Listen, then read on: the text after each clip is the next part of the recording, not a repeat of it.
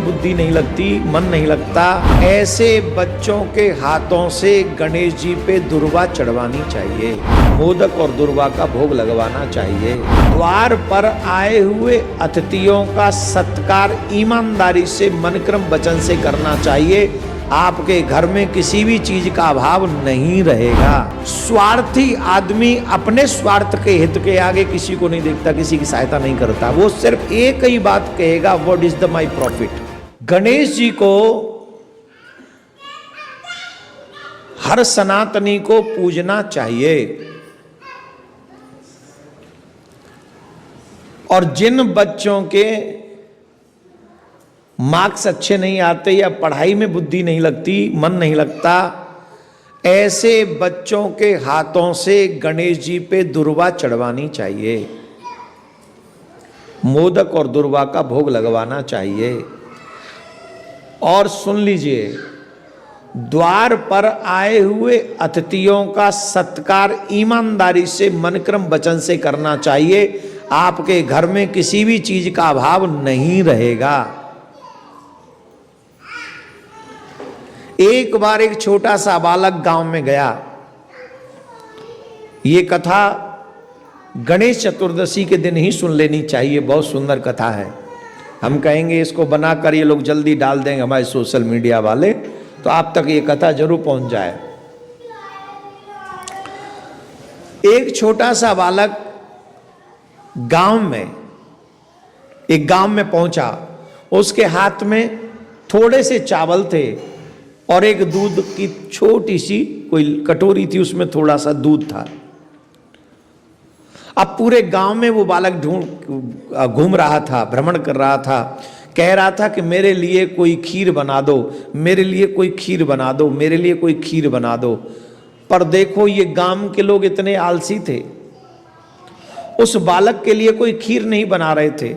कई लोग तो कह देते हम पे समय नहीं, कई लोग कह देते थे तेरे पास में वो सामान ही नहीं, इतने से दूध में, इतने से चावल में क्या खीर बनेगी, जा जा, पता नहीं किसने पागल बना के भेज दिया, जा आगे जा, जा आगे जा। पूरे गांव में ढूंढा। देखो, इसी को कहते हैं हेल्प अदर्स।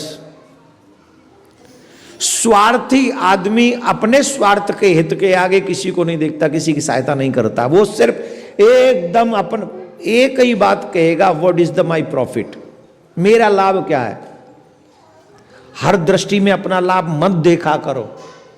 जब आप दूसरे का लाभ करते हो तो उसमें भी आप ही का लाभ छिपा है। आप समझ नहीं रहे उसको, क्योंकि दिखाई नहीं पड़ रहा आपको। आप उसको ऐसे देखो कि आपको किसी चीज की जरूरत हो और सामने वाले के पास में हो, और फिर भी सामने वाला न दे, तो ईमानदारी से बताओ, आपको अच्छा लगेगा बुरा? जोर से बोलो, क्यों लगेगा? उसकी मर्जी, वो नहीं देता, उसकी चीज है भाई, उसकी चीज है, वो नहीं देता।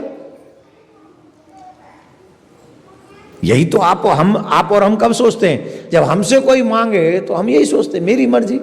लेकिन जब हमें जरूरत होती है तब कहते हैं अरे बड़ा बुरा आदमी है। भगवान यही कहते हैं, अपना स्वभाव सेल्फिश मत बनाओ, अपना स्वभाव दयालु बनाओ। जब तुम दयालु स्वभाव बनाओगे तो तुम्हारा कल्याण हो जाएगा, इसमें कोई संशय नहीं है। बोलो राधे राधे। ऐसे नहीं, जोर से बोलना पड़ेगा, और जोर से बोलना पड़ेगा। Help others, then God will help you, God will take care of you, no doubt.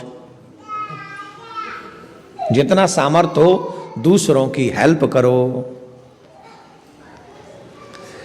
वो बालक ढूंढ रहा है, गांव में भटक रहा है, मेरे लिए खीर बना दो, खीर बना दो। उस बालक की किसी ने नहीं सुनी। गांव के बाहर एक छोटी सी झोंपड़ी थी, और झोंपड़ी में एक बुढ़िया माँ रहती थी। और उस बुढ़िया माँ के पास में वो बालक गया, माँ से कहा, माँ मेरे लिए खीर बना सकती हो क्या? पूरे गांव में मेरे लिए खीर किसी ने नहीं बनाई, मेरे पास चावल भी हैं और दूध भी है। माँ ने देखा, इतना सा तो दूध है और इतने सी छोटी सी तो मुट्ठी में चावल बन रहे, क्या खीर बनेगी? पर माँ ने कहा, भूख लग रही है? बोले हाँ, चिंता मत कर, मैं तेरे लिए खीर बनाती हूँ। तो उस दूध को, उस चावल को यूज किया माँ ने, लेकिन घर में जितने दूध और चावल था वो सब उसमें मिला दिया, लेकिन उसको भी उसमें मिला दिया और चूल्हे पे खीर बनने लगी। शक्कर लाए नहीं थे, शक्कर अपनी तरफ से मिला दिया और शक्कर मिलाकर उस खीर को जब धीरे धीरे आंच पर पकाने रख दिया, इतना स्वादिष्ट खीर का स्वाद आने लगा, वो खुशबू आने लगी। उस खुशबू से ही कुटिया में ऐसा आनंद आ गया कि मानो बहुत सुंदर वस्तु पक रही हो। तो उस समय माँ के भी दो छोटे छोटे बच्चे थे, बुढ़िया माँ के, वो बच्चे भी आए, माँ खीर खिला दो, खीर खिला दो, खीर खिला दो, खीर बन रही है आज तो खीर खिला दो। माँ ने कहा देखो सुनो, जिसकी ये खीर है पहले वो खाएगा, उसके बाद तुम खाना। बोले वो कौन है? बोले एक बालक है, वो ही दूध और चावल दे के गया है और हमसे कह के गया है कि मैं अभी आता हूं तब तक खीर बनाओ। पहले वो बालक आए, खीर खाए, उसके बाद बचे तो तुम खाना। अब वो बालक ढूंढते फिरे, कहाँ है वो बालक, कहाँ है वो बालक? बोले भाई तुमने खीर बनवाई, तुमने खीर बनवाई? बोले हाँ। बोले चलो माता जी बुला रही, पहले तुम खाओ फिर हमें मिलेगी। और माँ ने वो खीर लेकर खीर ली और पहले गणेश जी को भोग लगा दिया। और जब गणेश जी को भोग लगा दिया तो गणेश जी मस्त हो गए आनंद में, क्योंकि उनको तो मीठा बहुत पसंद है, मोदक, इसीलिए पेट निकला हुआ है उनका। जो लोग मीठा ज़्यादा खाते हैं उनका पेट ज़्यादा निकल जाता है। इसका मतलब ये नहीं कि मैं भी खाता हूँ, मैं मीठा नहीं खाता, पर निकल गया बैठे बैठे। गणेश जी भी बैठे रहते, हम लोग भी बैठे रहते, तो बैठने से भी पेट निकल जाता है। तो गणेश जी को भोग लगाया और जैसे ही वो बालक आया तो वो बालक कहता है, माँ कहती बेटा खीर खा लो। बोले माता जी मैं तो जिग गया। तुम कहां से जिग गए? ये कहां से जिग गए तुम लोग? कनाडा से जिग गए? बोले हाँ हम कनाडा से जिग गए। बोलो राधे राधे। ये देखो हमारे दोनों शेर कनाडा से आ गए हैं। तुम लोगों पे यहां से नहीं आया जाता, ये कनाडा से आ गए, देखो कितनी बड़ी बात है। राधे राधे बोलना पड़ेगा। दिल में लगी लगन हो तो कुछ भी दूरियां नहीं है। अगर दिल में लगन हो ठाकुर जी से मिलने की, चलो ये कथा पूरी सुना देते, बाद में दिल की बात करें। तो माँ से कहा कि मैंने तो भोग लगा, मुझे तो मिल गया, मेरा पेट भर गया, अब माँ ये पूरे गांव वालों को खिला दो खीर।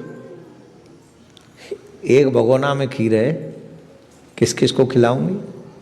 बोले माता जी पूरा गांव जी मिलेगा इस खीर में, पर ये खीर समाप्त नहीं होगी, ये साधारण खीर नहीं है। इतना कह के वो बालक अदृश्य हो गया। माँ को अब होश आया कि कोई और नहीं, साक्षात गणेश ही आए थे, क्योंकि गणेश को ही भोग लगाया था।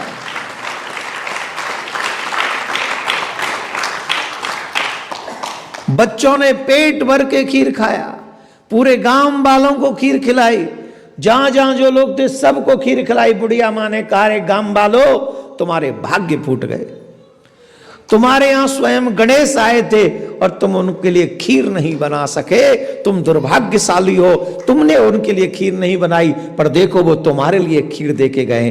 खाओ जितना खाना है, पेट भर के खाओ जितना खाना है। ऐसे हैं रिद्धि सिद्धि बुद्धि की प्रदाता श्री गणेश जी महाराज हैं। जो भी व्यक्ति इस कथा को सुनता है, इसको श्रवण करता है, औरों को सुनाता है, गणेश जी की कृपा उन पे अवश्य होती है। तो आप लोग भी इस कथा को सुनो और आगे बढ़ाते रहो। बोलो राधे राधे।